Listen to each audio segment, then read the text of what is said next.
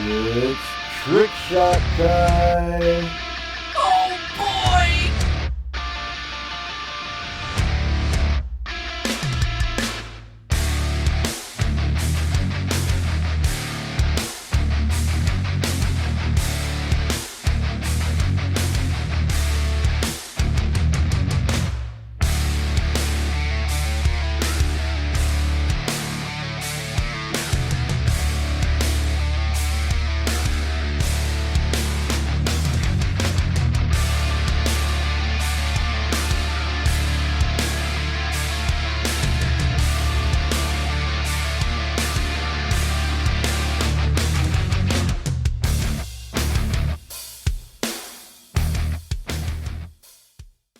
Welcome back to another episode of Learning Trick Shots is a load of fun. Hey guys, this week I've got a good one for you. It's a pretty simple one, easy to set up, pretty much easy to execute, and it's even a game winner. But if you guys are enjoying the content that I'm putting out on this channel as far as practical trick shots that you can actually use during a game, and the principles and stuff that you can apply to your regular game, then go ahead and hit the like button, subscribe, and make sure to hit the notification bell so that you get notified every time I release a video. Basically, I'm releasing one every week now. And also, leave a comment. Let me know what you think of the content that I'm putting out. Let me know if you've tried any of these trick shots. Let me know how it's going. Let me know if you figured it out, pulled them off. If you're having any trouble, I'll be glad to give you any advice or help that I can in the process.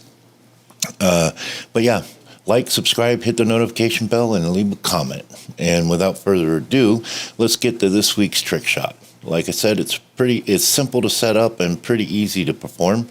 But there are some caveats to that. So we'll get into that. So let's pull this video up for you. Here we go. Let's pause that. I'm getting ahead of myself here.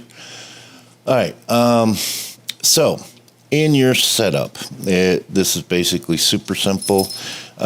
These balls over here against the rail, just ignore those. I had those there just because I was going to attempt this particular trick shot several times, and I just had those there as backups.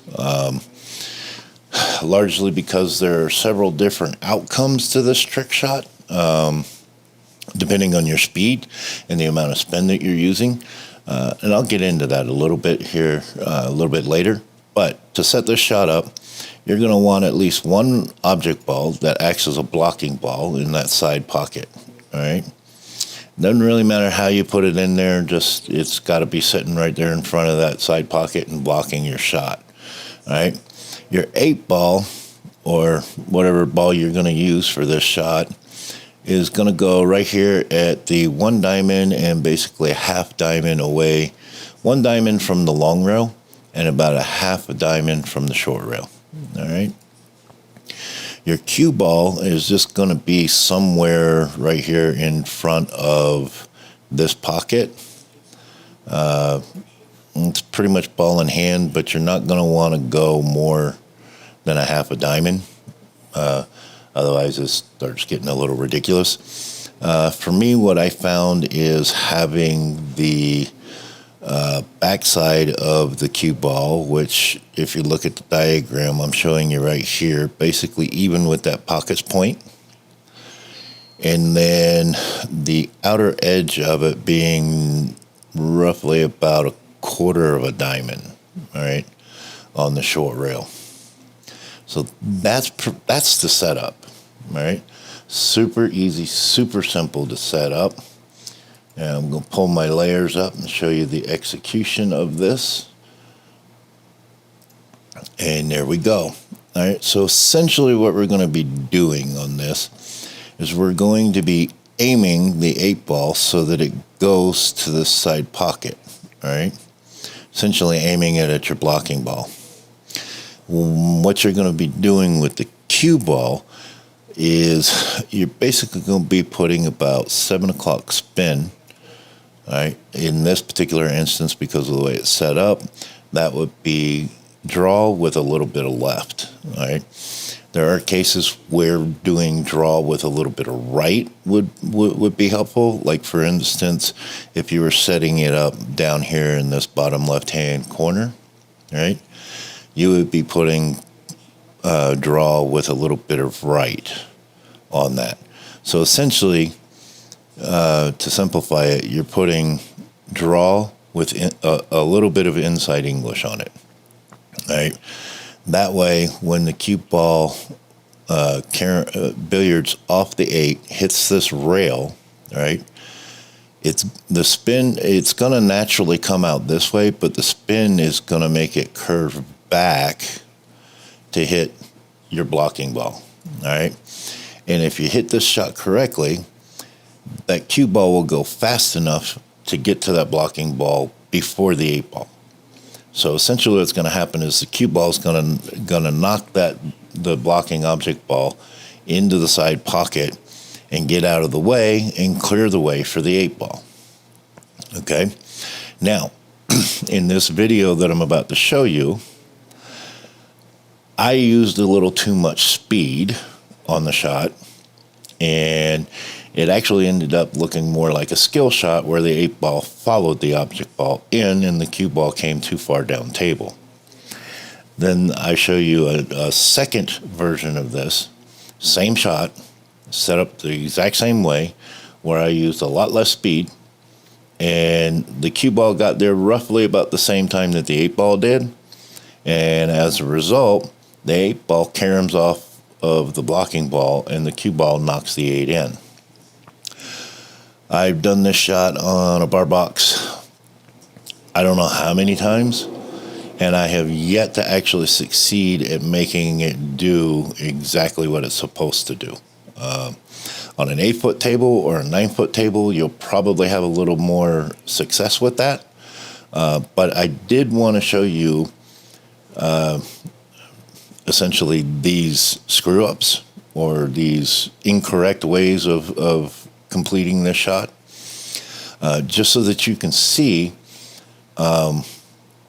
just because it's a trick shot doesn't mean it's not going to apply in game. All right.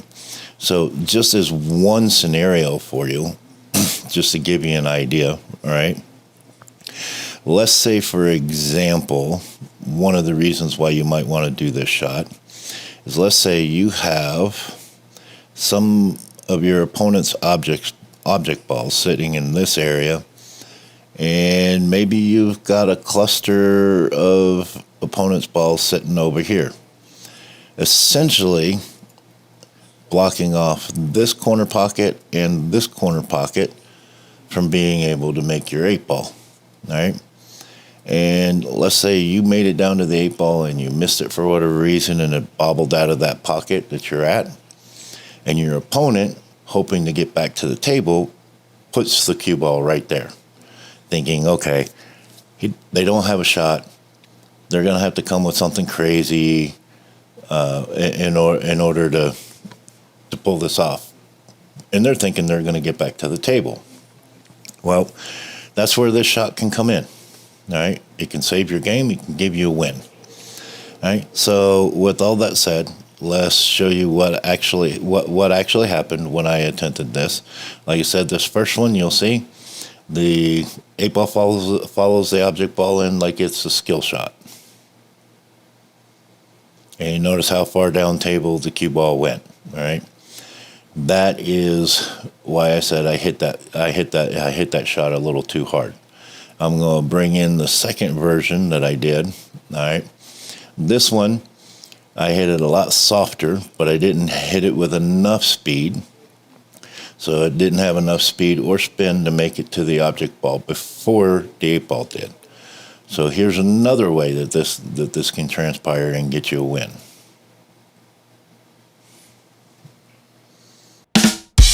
And there you have it, guys. That is the trick shot for this week. Now, for reference sake, all right, pardon me, these trick shots are actually designed for a 9-foot table, all right? And like I've said plenty of times before, if you're going to do them on an 8-foot table or 7-foot table, You're going to want to practice them a little bit and figure out what the adjustments are that you're going to need to make on these shots. All right.